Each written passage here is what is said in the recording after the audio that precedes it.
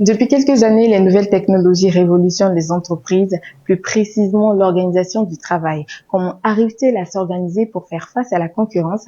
Sont-elles dans la dépendance? Nous essayerons de répondre à toutes ces questions dans ce numéro d'entrepreneur. Innovation et technologie, on en parle dans ce numéro d'entrepreneur avec Monsieur Jules Apedinou, entrepreneur. Bonsoir à vous et bienvenue dans Entrepreneur.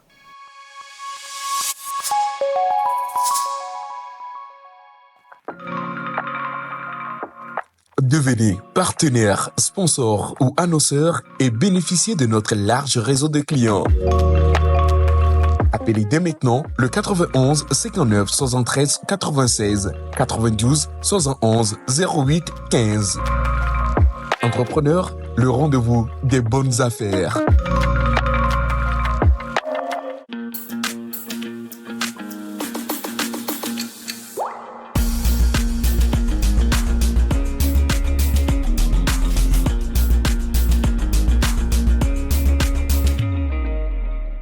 Merci à vous de nous suivre et de vous retrouver autour du thème innovation et technologie. Comment les nouvelles technologies transforment-elles les entreprises? Eh bien, on en saura plus avec Monsieur Jules Apedinou. Bonsoir, Monsieur Jules. Bonsoir, madame. Et comment vous allez? Bien, et vous-même? Ça va, merci. Merci à vous d'avoir accepté notre invitation. Merci à vous de m'avoir invité, et voilà. Nous allons parler de innovation et technologie, Ouais. et vous êtes entrepreneur. Ouais. Dites-nous, comment les entreprises ont-elles réussi à intégrer les nouvelles technologies dans leur mode de fonctionnement? C'est pour la question. Est-ce qu'il faut dire que les entreprises ont intégré, voilà, les nouvelles technologies dans leur mode de fonctionnement? À ce jour, plusieurs entreprises, voilà, essaient, voilà, comme ils peuvent, d'intégrer, voilà, ces nouvelles technologies, voilà, à leur fonctionnement. Il faut dire que Covid nous a montré beaucoup de limites, voilà. Lorsque Covid est arrivé, il fallait, voilà, mettre les gens à la maison et il fallait faire du télétravail, et voilà. Ou bon, l'entreprise qui pouvait ou qui avait, voilà, la possibilité de faire du télétravail, voilà, pour certains, d'autres carrément qui devaient travailler puis peut-être envoyer les choses par mail, tout ça. Donc, faut dire que c'est, disons, la Covid plus ou moins qui a été l'élément déclencheur? Disons, parce que il y en avait, mais bon, les gens l'utilisaient peu. Et jusqu'à aujourd'hui même, il y en a encore qui continuent toujours par, voilà, l'utiliser. Je dis par exemple à quelqu'un, voilà, on va se rencontrer. Non, plutôt on va faire, voilà, une réunion en ligne, on va faire un Zoom, on va faire un Meet, bon bref. Voilà, c'est comme ça. Donc disons qu'aujourd'hui, les entreprises essaient comme ils peuvent, voilà, d'intégrer cette nouvelle, voilà, technologie-là à leur fonctionnement. Même si c'est pas encore ça quand même. Mais est-ce qu'on peut dire que c'est dans l'unique but de faciliter la vie aux collaborateurs ou c'est juste pour avoir un résultat plus important? Alors, déjà, il faut comprendre comment fonctionne chaque entreprise. Les entreprises aujourd'hui, sans mentir, par exemple, tout est, en fait, nous sommes à l'ère du digital, à l'ère, voilà, du numérique, où forcément, il faut de l'innovation, voilà, dans chaque entreprise. Et il faut que, voilà, pour être plus compétitif sur le marché, il faudrait vraiment que on sente, voilà, une plus-value dans les services que, voilà, les entreprises apportent. Alors, dire que cela facilite la vie, bon, moi je dirais pas comme ça, parce que je dirais plutôt, voilà, ça permet un tant soit peu d'apporter une plus-value. Parce qu'aujourd'hui, par exemple, avant, les gens étaient obligés de voyager avec de grosses sommes d'argent pour aller peut-être, pas moi, commander, voilà, du matériel. Aujourd'hui, par exemple, avec les moyens de paiement en ligne rapidement, tu peux charger ta carte et payer. Chose qui avant était un peu, voilà, réservée à une certaine classe de personnes, en fait, à une certaine élite. Aujourd'hui, facilement, tu peux le faire.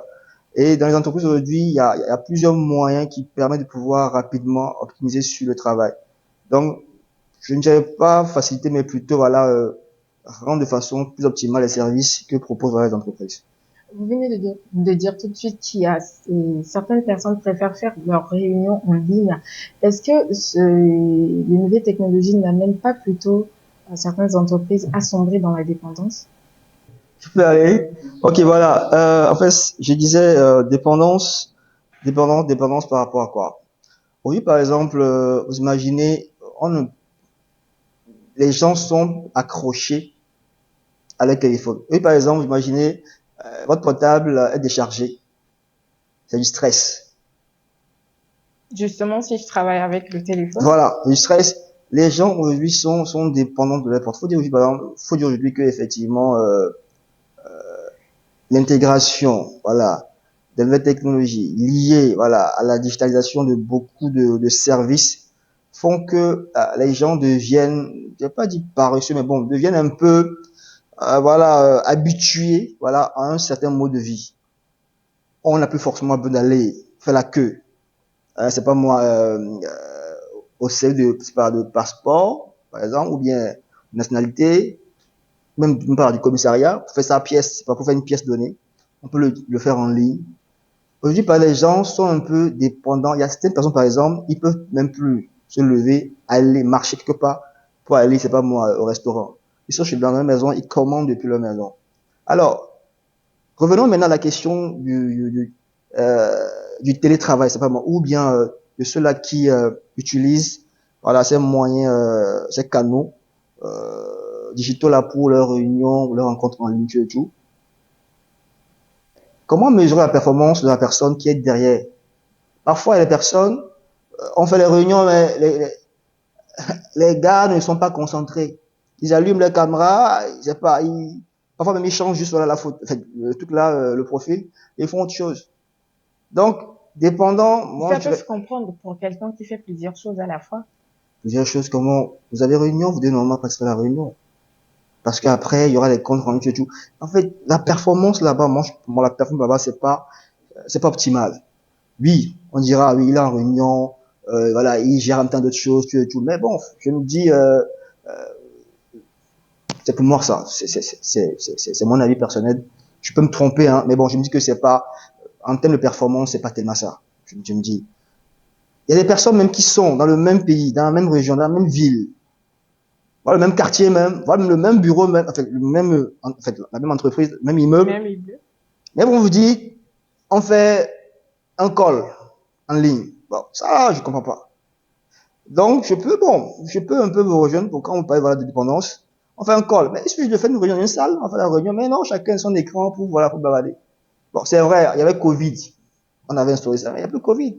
Mais il y en a qui ont gardé ces habitudes-là. Il y en a qui sont même tellement habitués à ça. C'est-à-dire qu'on devait limiter cela. Pas limité, mais bon, c'est vrai que le monde va vers vraiment une transformation totale des moyens de communication, mais bon, je me dis que à chaque structure, entreprise, voilà, de s'adapter, voilà, en fait, au changement, en fait, qui vient, en fait, je me dis. Et quel impact les nouvelles technologies peuvent avoir sur les entreprises? Alors, déjà, une entreprise, par exemple, bien, qui vend des services digitaux, forcément, ça va l'aider à mieux rentabiliser si, bien sûr, elle a le process, si, bien sûr, voilà, elle sait comment s'y prendre, voilà, forcément, elle va bien rentabiliser. Et aujourd'hui, vous savez, en termes de rentabilité, il faut que les entreprises comprennent qu'ils doivent ajouter voilà, ce côté hein, digital hein, à leur process parce que vendre un service aujourd'hui, beaucoup de personnes sont connectées et il est plus facile que la personne voilà voit votre produit sur un réseau voilà social que de le voir peut-être voilà dans c'est pas moi dans la rue parce que les gens ils sont plus connectés et il faut vraiment que les structures apprennent que bon pour pouvoir bien rentabiliser il faut assez de communication et les canaux digitaux voilà sont un moyen vraiment euh, assez efficace voilà de pouvoir toucher un bon nombre voilà, de consommateurs ou d'utilisateurs bon, ou de personnes qui seront intéressées voilà par leur service. On parle souvent des avantages des nouvelles technologies, mais souvent, il y a même à penser qu'il n'y a pas de risque. Est-ce qu'il y a des risques dans l'utilisation des nouvelles technologies? Oui, tout produit service, mais c'est pas comme tout, j'ai dit, toute innovation, voilà, c'est à double tranchant. Voilà. Il y a le côté néfaste où certaines personnes, malheureusement, voilà, malsaines, peuvent l'utiliser à mauvais escient. Voilà. D'autres, au moment où d'autres l'utilisent pour, voilà, apporter des résolutions de solutions de problèmes. D'autres l'utilisent pour en créer. Voilà, ou bah, malheureusement, des personnes peuvent utiliser ça pour nuire à d'autres. Notamment, il y a des hackers, tout ça, ou des personnes qui piratent des comptes d'autres personnes, ou bien qui attaquent, voilà, qui font de la cyberattaque. Bon, bref, il y a tellement de choses. C'est certes au même moment où c'est intéressant de le faire, c'est pas de l'approprier, mais se l'approprier dans le fonctionnement d'une entreprise ou c'est pas d'une structure. Au même moment, il faut aussi mettre les garde-fous, mettre les mesures de sécurité de barrière pour bien contrôler, voilà, pour asseoir vraiment une certaine sécurité de la chose. Parce que c'est vrai, rien n'est à 100% sûr, mais il faut quand même pouvoir asseoir un mécanisme qui permet de contrôler. Sinon, tout à l'heure, en voulant, voilà, bien faire, vous risquez, voilà, d'avoir d'autres soucis à gérer après, en fait.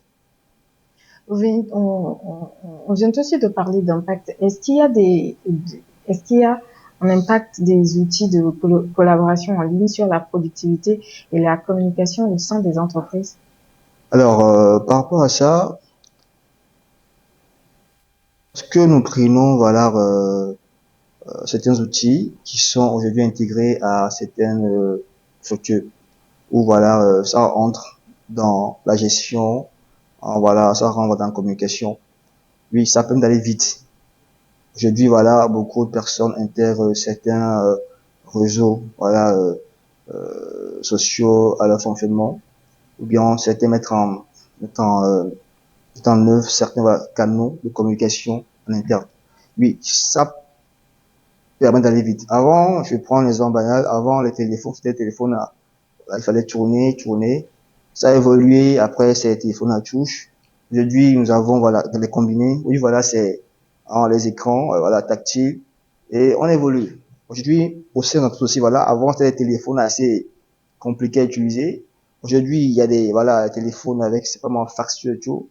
Et on a évolué voilà avec des combinés juste voilà juste des combinés en fait où les gens peuvent communiquer facilement et même en ligne voilà même voilà, sur internet il y a des installations voilà d'intra-réseau où les gens peuvent voilà, centraliser les informations ou si quelqu'un au sein de la structure a un besoin il peut le chercher. Faut dire que oui, par exemple sincèrement le côté en digital ou numérique aide bien rend plus sont plus performantes certaines structures, certaines je dis. Pourquoi? Parce que, comme je dis, il faut en fait savoir l'utiliser. Il y a des structures qui ont beaucoup de ressources, mais qui n'arrivent pas à optimiser parce que voilà, la gestion, elle est pas bien, elle est pas bonne, elle est mal.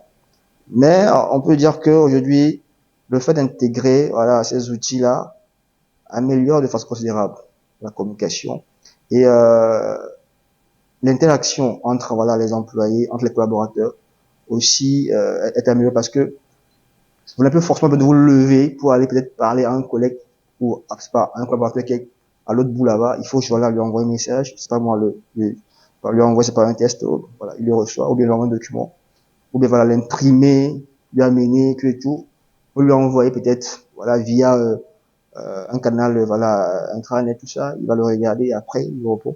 Je pense comme ça permet de gagner en temps, voilà, de gagner en énergie parce qu'on va dépenser d'énergie. Et je pense que ça améliore aussi voilà, la productivité. Pour de petites entreprises qui viennent de démarrer, est-ce que vous leur conseillez de totalement se fier aux nouvelles technologies et de ne pas faire d'autres efforts? Parce qu'aujourd'hui, il y a des ventes en ligne et tout. Vous conseillerez à ces gens-là de se fier qu'à leur vente en ligne ou bien derrière, ils peuvent faire d'autres choses? Oui, bon, en vente en ligne, c'est une activité comme tant d'autres. Ça leur rapporte tant mieux. Mais il faut d'abord connaître son atmosphère. C'est pas faut connaître voilà son comment on dit ça, l'on m'échappe, son contexte en fait. Voilà. Parce que il faut savoir où nous sommes ou bien connaître dans le contexte dans lequel tu es, qui tu régies en fait. Il y a des contextes où voilà où ces activités voilà en ligne, commerce en ligne, tout ça, ça rapporte, ça marche. Mais il y en a aussi, c'est pas ça. Et aujourd'hui, la concurrence, elle est rude. Et malheureusement, les gens font du copier. En fait, les gens font du copier.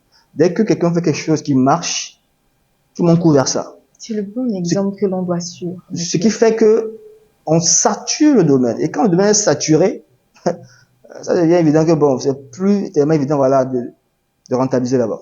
Parce que quand tout le monde afflue vers un secteur qui, soi-disant, marche, ça se sature. Et quand c'est saturé, vous allez arriver, vous allez baver, en Mais fait. on peut dire que quand c'est pas saturé, il y aura manque. Non. Quand c'est pas saturé, voilà. Oui, quand c'est pas saturé, non. Il peut y avoir des acteurs, quelques acteurs. Mais quand c'est saturé, c'est que, ben, en fait, la part du marché, en fait, elle est divisée. Et il n'y a pas vraiment, voilà, du profit réel à se faire, en fait. En tout cas, il n'y a pas un réel profit à se faire. Parce que quand c'est partagé, chacun un peu, un peu, un peu. Alors, quand tu veux vraiment, voilà, t'asseoir, en fait, qu'est-ce qu'on vise, en fait, que lorsqu'on se lève pour pouvoir, pour entreprendre, pour faire une activité? On veut rentabiliser. Oui. Voilà. Mais alors, rentabiliser, mais si votre cible, le marché, il est déjà saturé, vous êtes ici, en fait, là, ça va pas, mais finalement, vous allez accrocher, vous allez faire Surtout, une on boutique. décide d'investir quand on voit que quelque chose marche. Alors, est-ce à dire que c'est une faute de ma part si je décide d'investir dans peut-être la vente des chaussures parce que j'ai remarqué que le marché de la vente des chaussures fonctionne bien? Oui, le marché, là, ça marche bien, mais pour quelle cible, quelle masse? Si déjà, cette masse-là a déjà des fournisseurs, en fait, a déjà des personnes qui le vendent, vous allez venir aussi vous ajouter à ça. Oui, c'est après ça marche, que le marché, voilà, c'est pas moi, il est ouvert. Ça peut marcher, mais ce marché, il est déjà saturé. Il faut plutôt rechercher, oui, ça marche, mais qu'est-ce que moi, je peux apporter pour pouvoir intéresser, voilà, ces consommateurs? Mais qu'est-ce que je peux ajouter pour intéresser ces personnes-là? Parce que si ça marche, puis ça marche bien.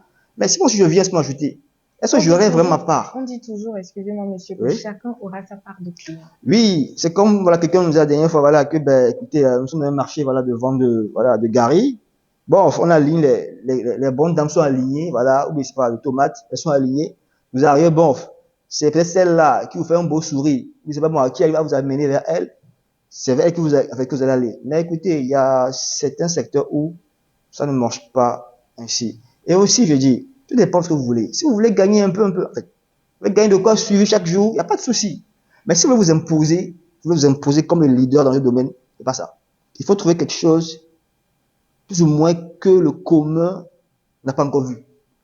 Mais si vous voulez avoir votre chaque jour, votre gagne-pain chaque jour, bon, bref, avoir quelques, excusez-moi le terme, quelques miettes pour tenir, il n'y a pas de souci. Mais si vous voulez vous imposer, faire vraiment du profit, il faut aller vers des secteurs où, voilà, les gens n'ont pas, voilà, n'ont même pas même l'idée.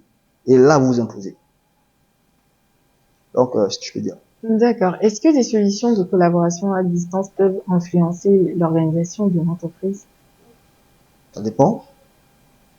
Ça peut influencer de façon positive comme négative. Ça peut influencer de façon positive comme, voilà, comme je dis ça peut améliorer, voilà, euh, la productivité.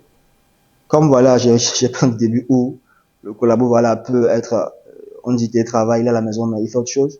Peut-être qu'il ne suit même pas, il met juste sur sa caméra, puis bon, il fait autre chose. Il n'est même pas occupé, il n'est même pas même concentré pour suivre, voilà, la réunion, le travail en question. Mais après, bon, vous lui demandez ce qu'il faisait, il dit, ah, mais j'étais là, il n'arrive pas, parce que voilà, rien n'est contrôlé, en fait. Donc, ça peut améliorer, comme, ça peut être positif comme négatif. Et dans le cas où on rentre dans la négativité, qu'est-ce que l'on peut faire ou bien qu'est-ce que les chefs d'entreprise peuvent faire dans Oui, ce genre de là, cas? c'est là où je dis, il faut toujours, voilà, aller sur une base de, je dirais de conscientisation, en fait. Oui, voilà, il faut, parce que vous pouvez prendre toutes les mesures que vous voulez. Mais voilà, ce collaborateur peut-être qui travaille avec vous, il faudrait qu'il sache pourquoi il est là. Malheureusement, aujourd'hui, beaucoup de personnes veulent bien le salaire, mais ne veulent pas travailler. Ils veulent bien qu'on les paie à la fin du mois, mais ils veulent pas fournir, voilà, un grand résultat. Ce Donc, qui veut faudra, dire, je pense que quand vous décidez d'engager les gens, vous, vous les engagez tout en étant conscient de leurs compétences. mais oui, la personne vous dit, en fait, la personne vous montre un bon CV. Voilà. Vous savez, aujourd'hui, les gens ont de très bons CV, hein. Justement parce que vous avez Ouais. décidé de vous fier au CV des gens que de vous fier à... Quand vous lancez aujourd'hui un recrutement, qu'est-ce que vous faites? C'est les CV, c'est les CV. En fait, on va les CV. Le système, voilà, bon, bref, francophone, c'est les CV. Quand ils viennent maintenant, c'est là où vous les mettez à l'épreuve, voilà. Vous les mettez à l'épreuve, vous voyez si vraiment ils répondent à ce qu'ils ont mis sur leur CV. Et lorsque la personne ne répond pas à ce que vous voulez, qu'est-ce que vous faites? Soit vous l'appelez, en fait, si vraiment vous voulez vous êtes une personne, bon, comme on dit, patiente, vous l'appelez, vous essayez de voir pourquoi est-ce que, voilà, elle n'est pas productive, elle est productive à son poste. Vous essayez, voilà, d'échanger un peu la personne. Si elle a des contraintes, vous voyez comment vous pouvez, voilà, relever ça. Mais si la personne elle-même, elle n'est pas de bonne foi, parce qu'il y en a, comme je disais au départ, elles viennent juste, voilà, pour le salaire. Mais elles ne veulent pas, en fait, trop s'investir. C'est pas trop s'investir, voilà, elles veulent bien le salaire, mais pas... Et beaucoup ont des diplômes sans compétences, malheureusement. Ils ont des diplômes, mais malheureusement, la compétence n'y est pas. Et au lieu d'être patient, Est-ce pas que la que compétence, ils ont des diplômes, mais il n'y a pas de compétences? Mais ce n'est pas parce que on ne leur donne pas l'opportunité. comment on donne l'opportunité? Déjà, quand on vous embauche, c'est une porte qu'on vous donne. Vous devez démontrer ce que vous savez faire. Oui, mais pour quelqu'un qui, disons, qui a été longtemps chez lui à la maison et qui n'a pas eu la chance de travailler, d'acquérir beaucoup de compétences. Oui, vous m'avez interrompu, mais je dis, la personne, quand vous l'embauchez déjà, c'est que vous donnez l'occasion de s'exprimer, de montrer ce qu'il sait faire. La personne vient, elle commence à travailler.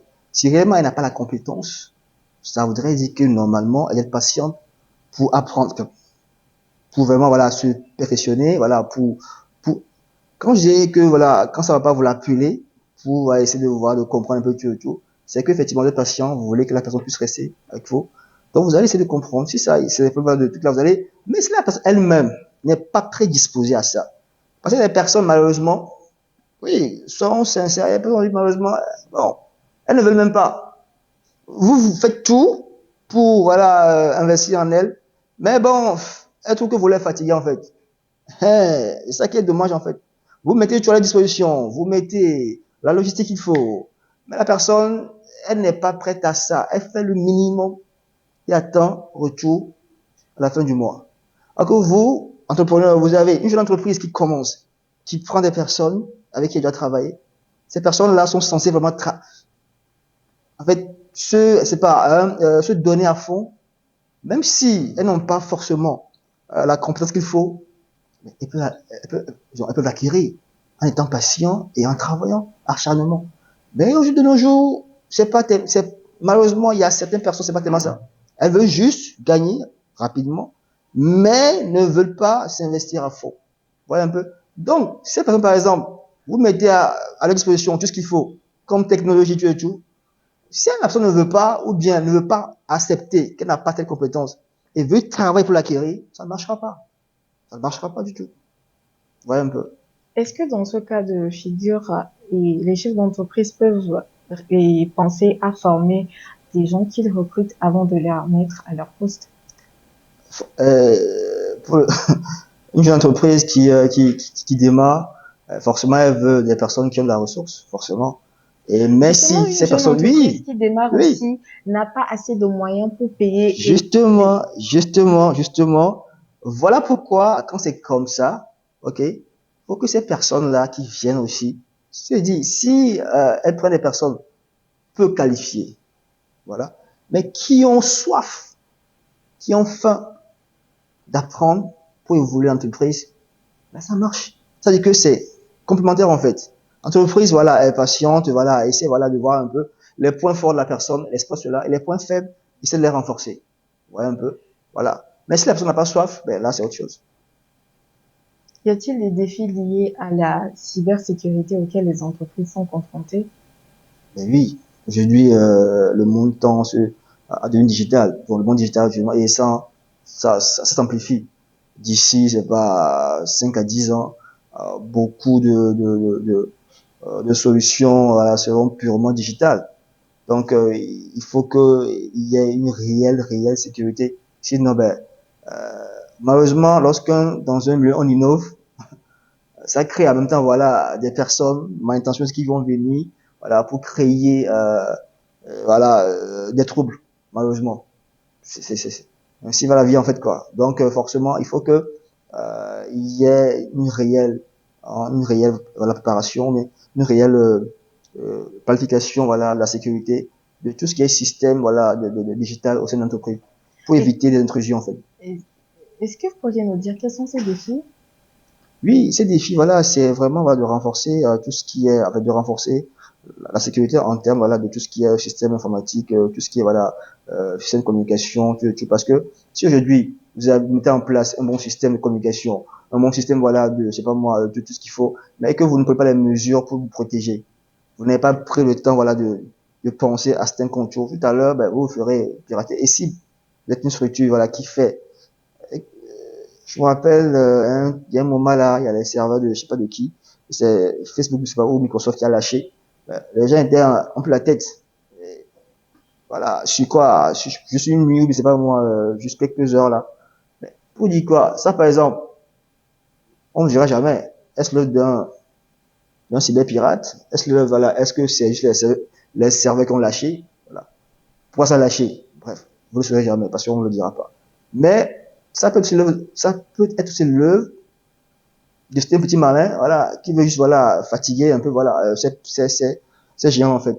Parce qu'il y en a, quand ils sont assis, et ils voient que ça marche trop bien, ou bien que c'est calme, il faut créer un peu, voilà, un peu de vague, voilà, pour que, les gens puissent prendre des mesures qu'il faut. Merci à vous, Monsieur Jules, d'avoir accepté notre invitation. Nous sommes à la fin de cette émission. C'est moi qui vous remercie. Merci à vous aussi de nous avoir suivis et surtout sachez profiter des nouvelles technologies. On se retrouve la prochaine fois. Devenez partenaire, sponsor ou annonceur et bénéficiez de notre large réseau de clients. Appelez dès maintenant le 91 59 73 96 92 71 08 15. Entrepreneur, le rendez-vous des bonnes affaires.